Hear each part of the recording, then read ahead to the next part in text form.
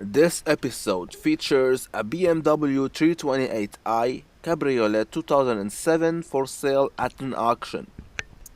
First of all, let's start with the smart chart, just so we make sure we don't forget to look for anything.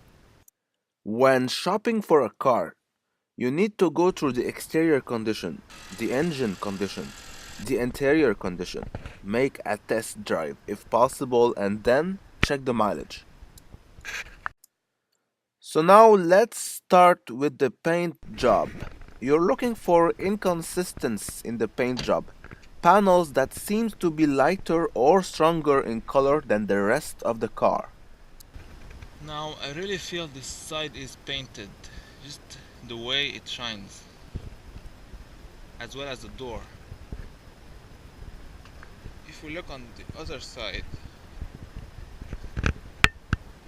alright, so this side really seems like from the factory clean, the paint. You should never have to check the paint job on a rainy day. It's it's simply not accurate. It's as though the water fills in all the gaps and the defaults on the paint. So it's kind of a clear if you make the comparison when the sun was good and when it's raining. Now it's impossible to tell that this whole side was painted. There's really no way. It's like water fit in all the defaults and hide them. So there's no way at all to make the difference between an cheap paint and original paint. Body condition. As always, this should be the most obvious part. When you're walking around the car, look for any dings, broken parts, scratches, rust, inconsistent alignment in between the hood, panels, bumper, and doors.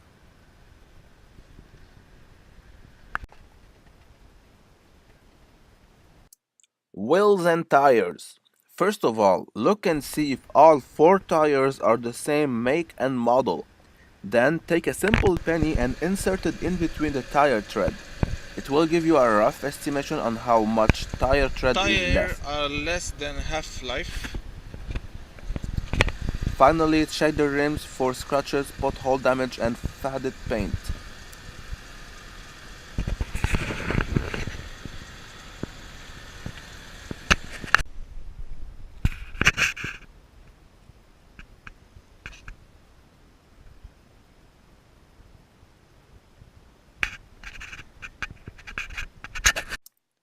Headlamps and tail lights. All around the car, check and see if the lights are becoming blurred and yellow. This is common with non-UV treated transparent plastic. With time and sunshine, they slowly degrade. This means either the car was sitting too long facing the sun, or the car has simply spent much of its life on the road. This is why sometimes yellow blurred headlamp can give you a rough estimation on the actual mileage. Sunroof. At this stage of your investigation, you simply want to verify that all windows are closed tight and properly. Now, this is a convertible, hard retractable roof.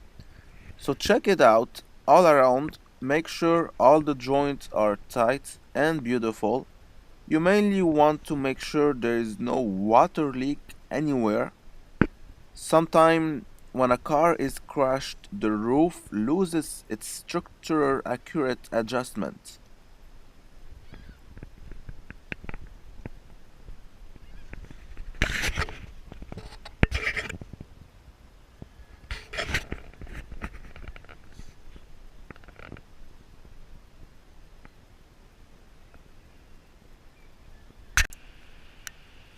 Rain is definitely in your favor when wanting to verify the rooftop sealed tightness.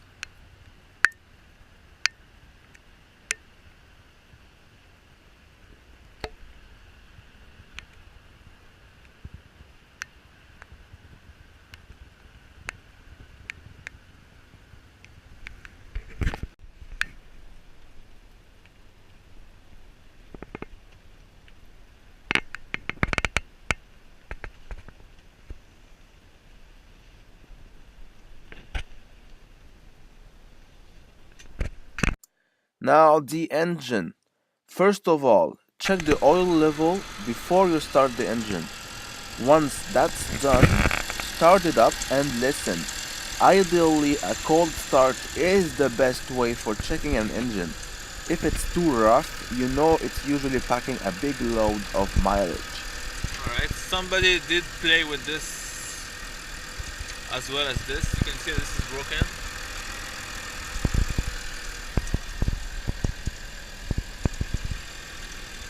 So definitely something odd.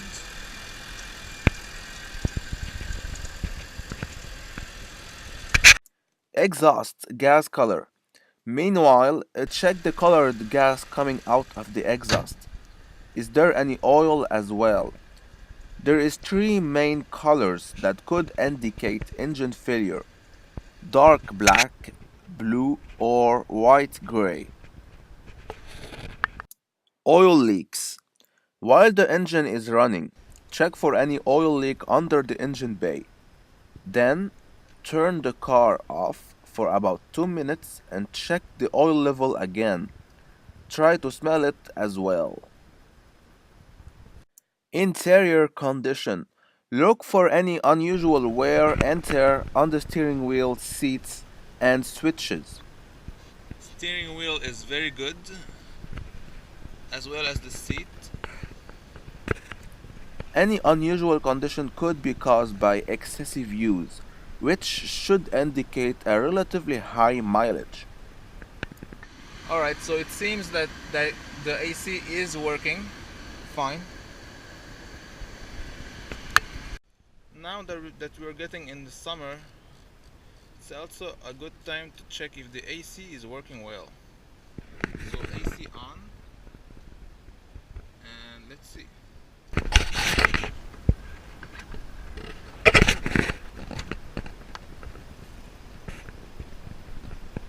So you have a weird part just randomly over here, and well,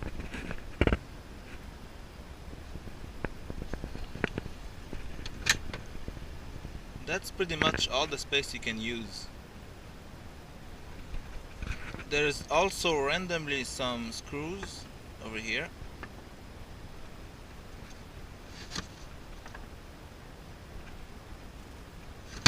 So yeah, definitely something odd with this car.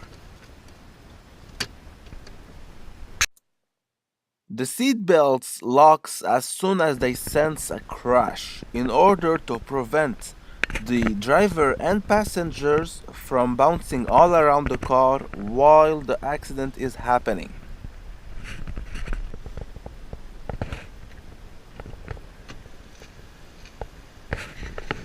It's a bit too dirty.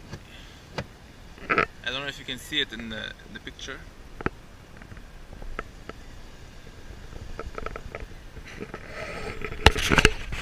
Here, okay. So those seat belts,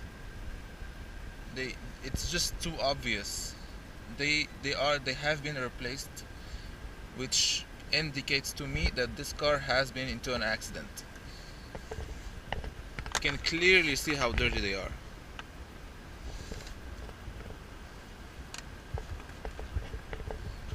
Same thing in the back.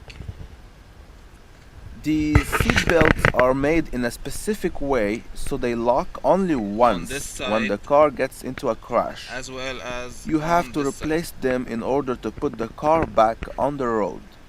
And they are expensive parts to buy directly from the dealer. So, before resorting to the dealer, you try local stores or scrapyards. When you're desperate, you get into the black market looking for stolen parts. This is where it gets interesting. Those bad people on the black market, they malhandle parts. Once they have been removed from stolen cars, they basically throw them away in their yards, waiting for a customer. Meanwhile, those parts accumulate dirt, rust, and all kind of nasty stuff. Nobody is bothered cleaning them up before installing them. Anyway, that is the best explanation I was able to come up with after witnessing numerous recent cars with seat belts in such a terrible state. All windows and sunroof. Check if all the windows are working properly, open them up and close them down. Open and close the convertible top as well.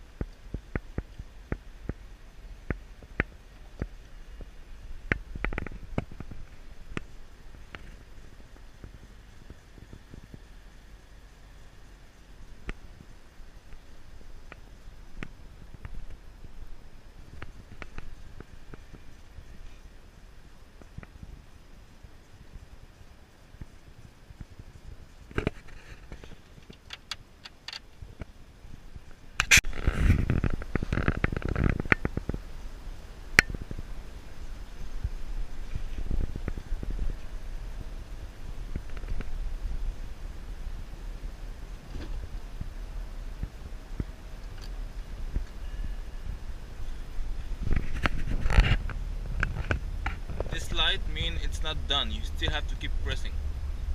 When it's green, off, everything good. Now to close back, you press it down.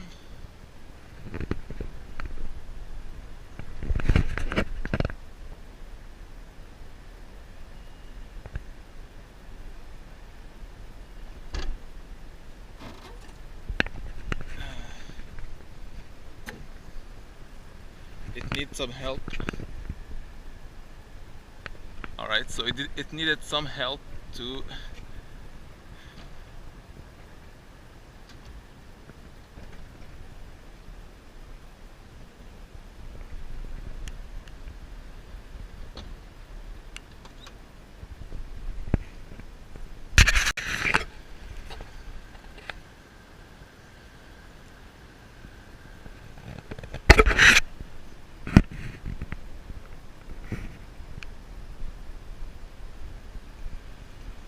so it definitely is not in a top shape because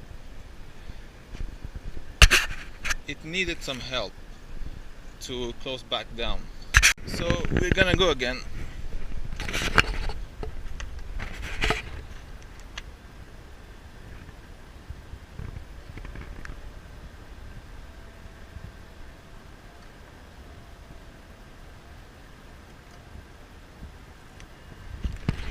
As you can see over here, this part is tarnished.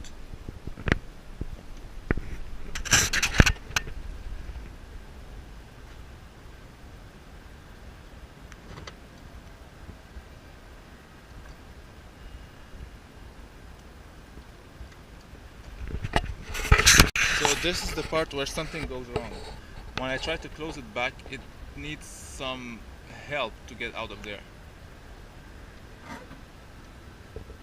Alright, this time it didn't need it. But still there's a weird sound.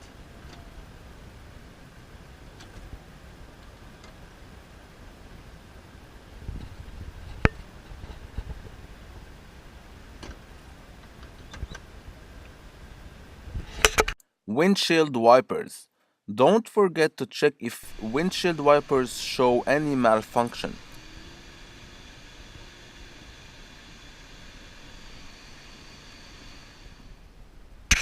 Finally, if you can, you must take it for a test drive. I would suggest to drive it in city roads until it heats up, then take it on the highway. Turn off the radio. I'm sure it will be on because they don't want you to listen to the car. So turn the radio off and just listen. Tell the salesman to be quiet. just so you can focus.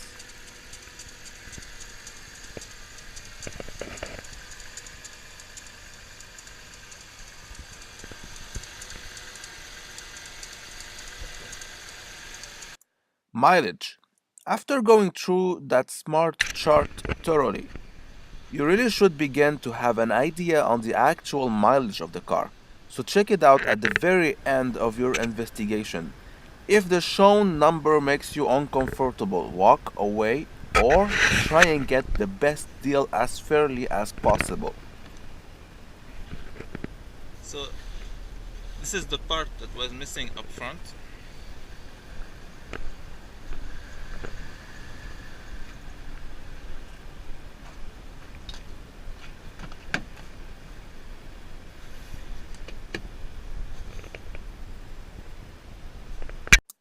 Cluster lights. Check and see if any cluster lights are on.